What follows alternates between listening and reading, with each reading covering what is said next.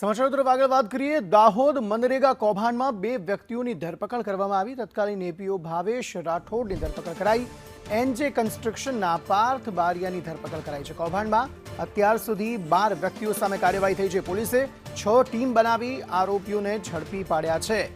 મનરેગા કૌભાંડ દાહોદમાં જે સામે આવ્યું હતું તેને લઈને તપાસ તેજ કરવામાં આવી છે। વધુ બે ધરપકડ એનએ કન્સ્ટ્રક્શનના પાર્થ બારિયાની પણ ધરપકડ કરાઈ છે। પોલીસે 6 ટીમ બનાવી अलग अलग आरोपीओं ने झड़प्या है। कुल 12 व्यक्तियों सामे कौभांड में अत्यार सुधी तेमना विरुद्ध कार्यवाही थई छे अने वधु तपास हाथ धरवामां आवी रही छे। आ तार अन्य लोको सुधी पहोंची शके तेवी पण शक्यताओ जे छे ते व्यक्त करवामां आवी छे। तत्कालीन एपीओ नी पण धरपकड़ कराई। कौभांड जे आचरवामां आव्युं हतुं तेने लईने आ कार्यवाही कराई छे। मनरेगानी तपास दरमियान 7 जेटला आरोपीओ अगाऊ पकड़ाई चूक्या था कि जे जेल हवाले थई चूक्या छे अथवा पुलिस रिमांड पर है।